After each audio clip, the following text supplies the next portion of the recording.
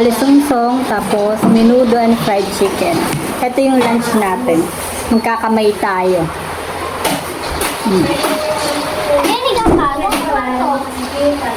Ano kasi yung gamot? Ewan ko lang to.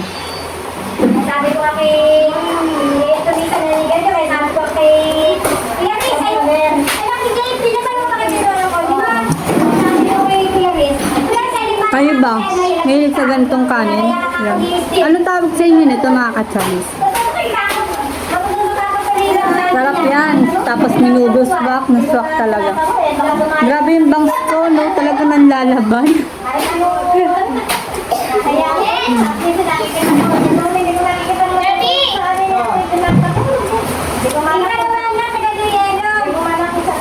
Nagkamay na ako, wala. Kami lang naman nandito sa bahay.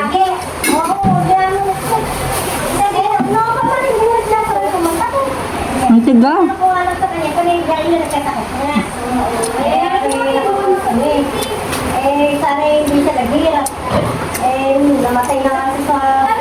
May nag-comment sa akin nakaraan sa previous vlog. Hindi ko na maalala kung saan yun eh.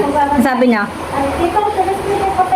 bakit daw ako nag-iinat kapag kumakain? Siyempre, iniiwasan ko lang, di ba nga naka-brace tayo. Tapos ang mahal-mahal kasi ng bracket, 500 isang bracket. Eh, minsan kasi natatanggalan ako ng 4, ganun, 3, di magkano na yun, di ba? Tapos adjustment pa natin. Kaya, nag-iingat lang din ako. Siyempre, nakaka-relate dito yung mga naka-brace. Ganun yun, hindi naman sa pag-iinarte. Kasi kung tutuusin, pwede ko naman ingat-ngat or itagat ng matigas. Kaso nga lang, nag-iingat ako kasi nga yung pera. Ganun yung mga katsaris. Kaya huwag kang magko-comment ng kung ano-ano dyan. Kumakain ko tapos nagsisermon pa. Ganun yun.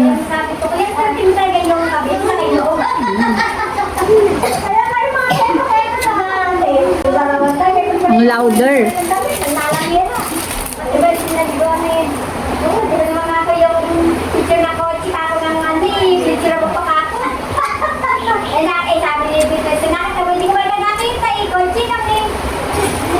Day off natin, wala tayong baso, kaya magagala tayo, ganun. Ganun naman kadalasan kapag wala kang pasok sa trabaho, diba?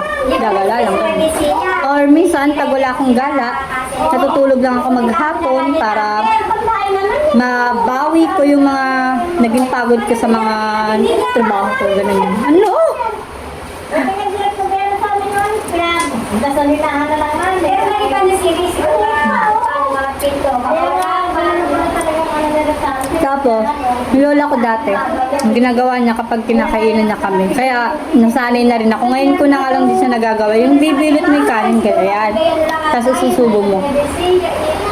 Robert Paul. Sinaka mo, mamay yung nakakapagkere mo. Gabilin! Pasal tubig! Lumakad sa... Kaya... Hindi mo na pinag-inis. Hindi ko pa anong galing ng kanin lang. Hanggang dito na nga lang mga kacharis. Kakain muna tayo ah. Malalagli. Bye!